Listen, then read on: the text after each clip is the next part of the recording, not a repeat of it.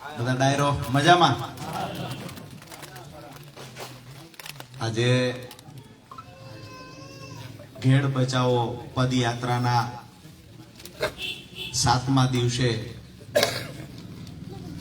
જેને ખૂબ સરસ મજાનો વિચાર આવ્યો અને ઘેડ બચાવવાની લડાઈની એક શરૂઆત કરી. આજથી વર્ષોથી આમ તો ઘેડના પ્રશ્ને જ્યારે પણ ચૂંટણી આવે ત્યારે ઘેડનો મુદ્દો ઉછળે. ચૂંટણી સમયે ઘેડ બચાવવા માટેની કંઈક સભા થાય, ક્યારેક 1 દિવસ 2 દિવસ બહારથી નેતાઓ આવે, ચર્ચા થાય, પણ ઘેડ બચાવવા માટે ખરેખર ગ્રાઉન્ડ પર ઉતરી અને 5 તારીખથી લઈ અને 18 તારીખ સુધી સતત 14 દિવસ ઘેડના વિસ્તારમાં જેને પદયાત્રા કરવાની એક પહેલ કરી છે એવા આપણા આજની લડાઈના પ્રણેતા અને વરરાજા પ્રવીણભાઈ રામનું આ તકે હૃદયથી સ્વાગત કર્યું. સાથે જ રાજુભાઈ બોરખતરિયા, ભાઈ શ્રી કરશનભાઈ, નામ લેવાના રહી જશે, માફ કરજો. આજક ગામમાં આજે પહેલી વાર આવ્યો છું, પણ તમારા બધાના ચહેરા વાંચી શકાય છે કે ખરેખર જે જુસ્સો છે, જે પ્રવીણભાઈ સાથેનો પ્રેમ, ઘેડ બચાવવાની લડાઈ માટે જે ખરેખર તમારો આક્રોશ અને ઉત્સાહ દેખાય છે, ક્યાંક ને ક્યાંક આ લડાઈમાં ચોક્કસથી હવે પરિણામ મળશે એવું મન દેખાય છે. તો આજની તકે પ્રવીણભાઈ સહિત અમારી ટીમને જે પ્રેમ આપવા માટે, અમારો ઉત્સાહ વધારવા માટે આપ સૌ ઉપસ્થિત છો, ત્યારે આપ સૌનું હું રાજુ કરપડા હૃદયથી સ્વાગત કરું છું. આમ તો ઘેડમાં જ્યારે પૂર જેવી પરિસ્થિતિનું નિર્માણ થાય, જ્યારે એટલે દર વર્ષે થાય.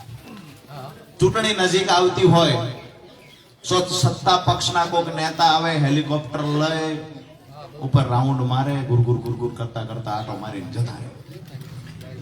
બીજા દિવસ છાપામાં ટીવીમાં આવે કે ફલાણા મંત્રી આવ્યા હતા, ઘેડની મુલાકાત કરી. અહીંયા ગામડે ભાજપના નેતાઓ હોય, પ્રચાર પ્રસાર કરે, જાહેરાત કરે, 200 કરોડ 150 કરોડ 300 કરોડ 1000 કરોડ આવા દેશું એમ. પણ આજ દિવસ સુધી ઘેડના ખેડૂતોને આ મુદ્દે કોઈ લાભ મળ્યો હોય એવો એક ખેડૂત ઊંચો હાથ કરે. આજ દિવસ સુધી પરિણામ આવે એના માટેની લડાઈ કે એક વખત આગ લગાવી અને જ્યાં સુધી પરિણામ નહીં મળે ત્યાં સુધી આગ ઓલાવવા નહીં દઉં, આવી પ્રતિજ્ઞા સાથે મેદાનમાં કોઈ મરણિયો યુવાન ઉતર્યો હોય, આવું આજ દિવસ ક્યારેય બન્યું નથી. પહેલી વખત પ્રવીણ રામ છે જેને કૂદકો માર્યો છે.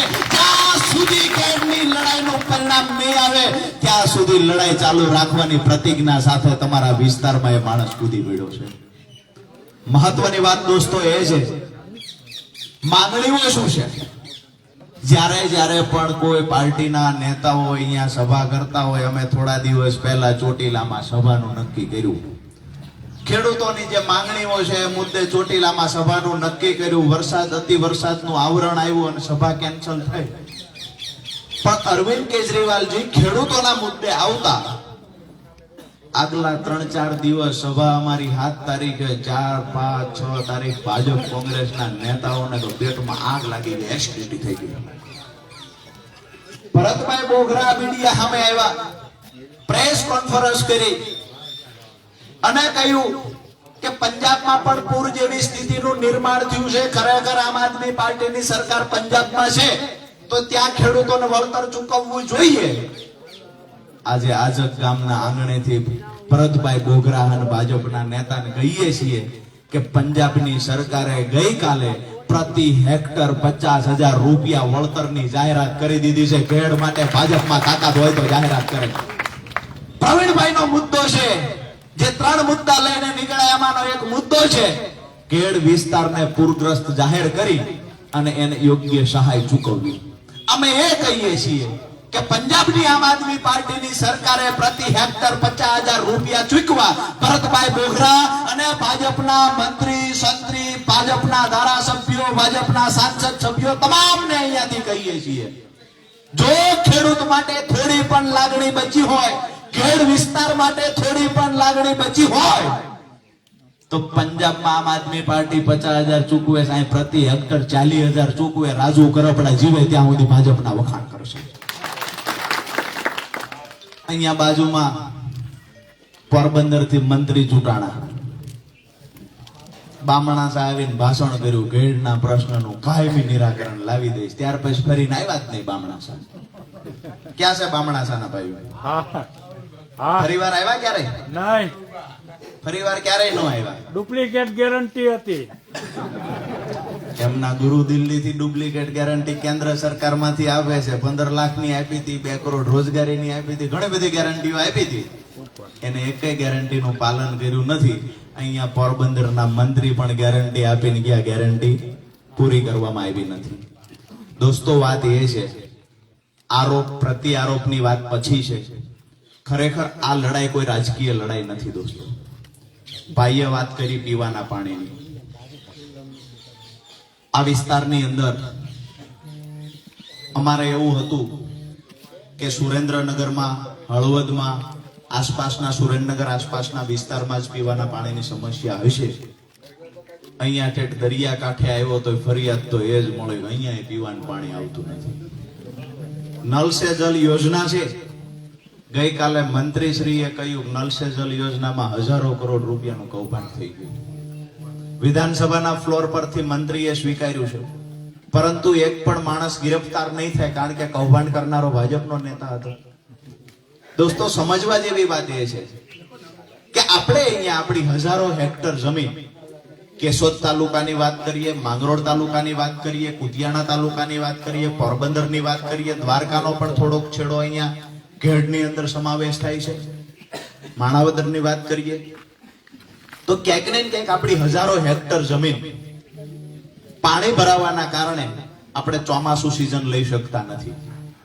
ખરેખર આ પાણીનો નિકાલ કરવો હોય તો એકદમ શક્ય છે. ખેડૂતોને નુકસાન પહોંચાડ્યા વગર આ પાણીનો નિકાલ કરવો, આ પ્રવીણભાઈ રામની માંગણી છે. મુખ્ય 3 માંગણીમાં એક માંગણી એ છે, ખેડૂતોને અન્યાય ન થાય એ રીતે જે પાણી ભરાય છે એનો કાયમી નિરાકરણ લાવવું. બીજી માંગણી છે, ઘેડની આજુબાજુના ગામડાઓને પૂરગ્રસ્ત જાહેર કરી અને એને સહાય ચૂકવવામાં આવે. અને દરિયાકાંઠાના જે ગામડા છે એને પીવાના પાણી જે ખરેખર મોળા મળે છે એ લોકોને સારું, શુદ્ધ અને નર્મદાનું પાણી મળે. આ 3 માંગણીઓ છે. પીવાના પાણીની માંગણી પ્રવીણભાઈ આઝાદીના 79 વર્ષ પછી જો કરવી પડે, 30 વર્ષથી ભાજપ સત્તામાં બેઠી છે, એને શરમથી કમસે કમ કાં તો ડૂબી મરવું જોઈએ, કાં રાજીનામું આપી દેવું જોઈએ. તમે 30 વર્ષથી સત્તામાં બેઠા છો, પીવાનું પાણી પહોંચાડી શક્યા નથી. અહીંયા અમારા વિસ્તારની અંદર, ઘેડની અંદર અમારા ખેડૂતો, અમારા જગતના બાપ પોતાની ફળદ્રુપ જમીન હોવા છતાં આજે કોકના કારખાનાનો મજૂર બનવા માટે અમારો ખેડૂત લાચાર થયો છે. ક્યાંક ને ક્યાંક હું માનું છું કે સરકારની ખેડૂત વિરોધી નીતિના કારણે અમારો ખેડૂત લાચાર છે. ક્યાંક ને ક્યાંક સરકારની ખરેખર અણાવડતના કારણે અમારો ખેડૂત લાચાર છે. આજે એક યુવાન 35 વર્ષનો આ વિસ્તારને બચાવવા માટેની લડાઈ લડવા કૂદી પડ્યો હોય તો અત્યાર સુધી મત લઈને ગયા એ કતાડાઓને બધાને આપણે શું કરવાના હતા? દુઃખ સાથે કહેવું પડે છે, આ શબ્દ ના બોલવા જોઈએ, પણ કમસે કમ ખેડૂતનું અનાજ ખાય છે, થોડીક તો લાગણી ખેડૂત માટે બચાવવી હતી, થોડીક તો લાગણી બચાવવી હતી. ભગવાનનો થોડો ડર રાખવો તો કમસે કમ જ્યારે ચૂંટણી આવી ત્યારે અમારા અભણ ખેડૂતોને ફોસલાવી, અમારા અભણ ખેડૂતોને ખોટા વાયદાઓ કરી અને તમે મત લઈ જવામાં સફળ થયા છો. ફરી 5 વર્ષ સુધી અમારા ખેડૂતોનું પૂછવા નથી આવ્યા, બાપડા તારું દેણું કેટલું વધ્યું છે, પૂછવા નથી આવતા દેણું કેટલું વધ્યું છે. મારી સામે આવડી મોટી સંખ્યામાં ખેડૂતો બેઠા છે. અહીંયા બાજુમાં મંદિર છે, ભગવાનને સાક્ષી રાખીને કહેજો કોની ઉપર દેણું નથી, ઊંચો હાથ કરે. બધા ઉપર દેણા છે. બીજો પ્રશ્ન એ કરું, છેલ્લા 5 વર્ષમાં દેણું ઘટ્યું હોય કોને, એવો ઊંચો હાથ કરે. બધાને દેણું વધ્યું છે. દોસ્તો, આપણે હસી મજાકમાં આ વાતને કાઢીએ છીએ. આપણા બાપ દાદાઓએ આપણને વારસાઈમાં દેણું દીધું, આપણે આપણા દીકરાને વારસાઈમાં દેણું નથી દેવું ને, એટલે પ્રવીણભાઈની લડાઈમાં આજે આપણે ઊભું રહેવાનું છે. અહીંયા ચૂંટણી આવે ત્યારે મત જેને જ્યાં આપવો હોય ત્યાં આપજો. વિધાનસભાની ચૂંટણીને હજુ 2.25 વર્ષની વાર છે. પણ ઘેડ બચાવવાની લડાઈમાં ગામડે ગામડે હગાવાલા હોય, સંબંધી હોય, એને ફોન કરીને કહેજો કે એક નવ યુવાન આપણા વિસ્તારની આપણી જમીન બચાવવા માટે થઈ, ઘેડના પ્રશ્નના કાયમી નિરાકરણ લાવવા માટે થઈ અને આવડી મોટી સલ્તનતની સામે જેને બાથ ભરી લીધી છે એ પ્રવીણ રામ એકલો ન પડે ની જવાબદારી ઘેડના ખેડૂતોના માથે મૂકી આવ્યા છે. દોસ્તો, એ વાત પણ કરવા આજે આવ્યો છું કે પ્રવીણભાઈ રામ તો ખેડૂતો માટે લડે છે. ભાજપના કોઈ નેતાઓને જો ખેડૂતો માટે લડવું હોય તો પ્રવીણભાઈ રામે અમારો પાર્ટીનો ખેસ ખીતીએ ટીંગાડ્યો છે. રાજુ કરપડા, ગોપાલ ઇટાલિયા, ઈસુદાન પણ એની પાર્ટીનો ખેસ ખીતીએ ટીંગાડીને લડાઈ લડવા તૈયાર છે જો ભાજપના નેતા આવતા હોય તો. અમે એને આમંત્રણ આપીએ છીએ કે આ લડાઈ ખેડૂતોની છે, આ લડાઈ ઘેડ વિસ્તારની છે અને જો ખેડૂતોના મતની ભાજપના નેતાઓને જરૂર હોય તો આ લડાઈમાં સહભાગી થઈ જાય. અમે ભાજપના નેતાનું ઢોલ નગારા સાથે વાગતે ગાજતે સ્વાગત કરશું. ખરેખર ખેડૂતો માટે પ્રેમ હોય તો આવો તમે પણ. આ લડાઈ પ્રવીણભાઈ એકલા લડવા નીકળ્યા છે. મને એવું દેખાય છે કે ક્યાંક ને ક્યાંક ખેડૂતોના મતની કોઈને જરૂર નહીં હોય એટલા માટે ભાજપનો કોઈ તાલુકાનો સભ્ય, જિલ્લાનો સભ્ય કોઈ આવે છે મદદ કરી? કોઈ નહીં. કોઈને ખેડૂતના મતની જરૂર નથી. કોઈને પીડા નથી ઘેડની. માંગરોળ તાલુકામાં કોઈને ઘેડની પીડા નથી. કેશોદમાં કોઈને ઘેડની પીડા નથી. બહુ સમજવા જેવી વાત છે દોસ્તો. અમારે અહીંયાથી કોઈ પણ અમારા નેતા લડતા હશે તો એ ક્યારેય તમને આર્થિક લાભ બીજો નહીં આપી શકે. ક્યારેય તમને ચૂંટણીઓ આવશે ત્યારે અમારો કોઈ નેતા ભજીયા નહીં ખવડાવી શકે, રાત્રિની વ્યવસ્થા નહીં કરી શકે, પૈસા નહીં આપી શકે, પણ તમારા દીકરાને કોઈના કારખાને મજૂર ન બનવું પડે ને એ જવાબદારી સાથે અહીંયા લડવા આવશે. આપ સૌને મારી વાત પૂરી કરતા પહેલા બે હાથ જોડીને વિનંતી કરવા માટે આવ્યો છું કે આ વિસ્તારના તમામ ભ્રષ્ટ ભાજપના નેતાઓ કાન ખોલીને સાંભળી લે. હું અહીંયા એકલો નથી આવ્યો, મારી આખી ખેડૂતની નાયકને ભેગી લઈને આવ્યો છું. અને ઘેડ વિસ્તારની અંદર હું ખેડૂતનો દીકરો છું. ઘેડ વિસ્તારની અંદર પ્રવીણ રામની સાથે ક્રાંતિના બીજ રોપવા માટે આવ્યો છું. આવનાર સમયમાં ક્રાંતિના ખરેખર બીજ આ વિસ્તારમાં રોપાઈ ગયા છે.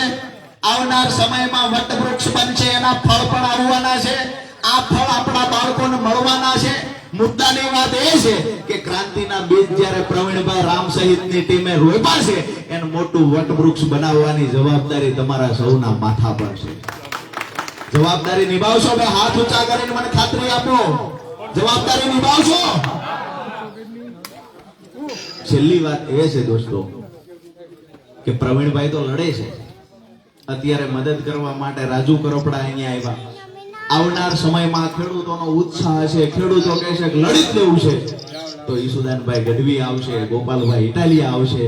અને આજે પાર્ટી વતી બીજી પણ ખાતરી આપું છું કે જ્યારે ઘેડના ખેડૂતો દ્વારકાના શેડાની વાત કરીએ તો ભલે માંગરોળની વાત કરીએ, કેશોદની વાત કરીએ, માણાવદરની વાત કરીએ, આ ખેડૂતો જો નક્કી કરશે કે મહાઘેડ બચાવો સંમેલન કરવું છે તો હું ખાતરી આપું છું દિલ્હી જઈને અરવિંદ કેજરીવાલજીને પણ તમારી વચ્ચે લાવશું.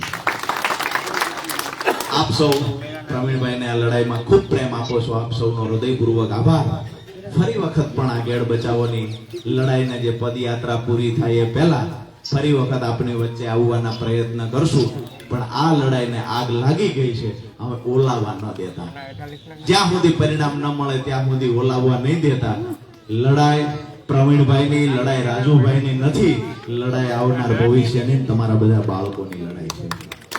ચોમાસું નિપજ સારી રીતે લઈ શકશું તો ક્યાંય બહાર કામે નહીં જવું પડે. શિયાળું નિપજ સારી રીતે લઈ શકશું તો કામે નહીં જવું પડે. આ વ્યવસ્થા કરવાની જવાબદારી સરકારની છે અને આ વખતે આગલી લાઈનમાં હાલવાની જવાબદારી પ્રવીણભાઈ રામે લીધી છે. એક ઇંચ પાછું ડગલું નહીં ભરે. તમે એની પડખે વાહો આપીને ઉભા રહેજો. તમે જો સાથે ઉભા હશો તો કોઈ સરકારની તાકાત નથી કે એનો અવાજને દબાવી શકે. બાકી અમારી લડાઈ આમ તો તમે બધા જોવો છો, આ ઠેઠ ડેડિયાપાડાથી લઈને દ્વારકા સુધીની લડાઈ ચાલે છે. ક્યાંક ને ક્યાંક આમ આદમી પાર્ટીના નેતા હોય, ગરીબો માટે લડે, યુવાનો માટે લડે, ખેડૂતો માટે લડે, એનો અવાજ દબાવવાના પ્રયત્ન ભ્રષ્ટ ભાજપના નેતાઓ કરતા હોય છે. પણ ડંકાની ચોટ પર કહીએ છીએ, ભાજપની પોલીસમાં તાકાત હોય, તાકાત અજમાવી લે. એકવાર પ્રવીણ રામનો અવાજ દબાવવાની કોશિશ તો કરીને બતાવો. ઘેડના વિસ્તાર માટે લડવાનું, ઘેડ બચાવવા માટે લડવાનું છે. આવનાર આ આ લડાઈ આવનાર સમયમાં હજુ પણ મજબૂતાઈથી લડવાના છીએ અને જ્યારે પ્રવીણ રામ હાકલ કરશે ત્યારે સુરેન્દ્રનગર વિસ્તારમાંથી હજારો ખેડૂતોને અહીંયા ઉતારવાની જવાબદારી આજ રાજુ ગરપડા લેવા માટે આવ્યો છે. આપ સૌનો હૃદયથી ખૂબ ખૂબ આભાર. ભારત માતાની જય ઘોષ એવી રીતે બોલાવો કે અહીંથી પોરબંદર થઈને ગાંધીનગર થી દિલ્હી સુધી અવાજ પહોંચવો જોઈએ. બોલો ભારત માતા કી જય જવાન જય જવાન. આપ સૌનો ખૂબ ખૂબ ખૂબ ખૂબ આભાર.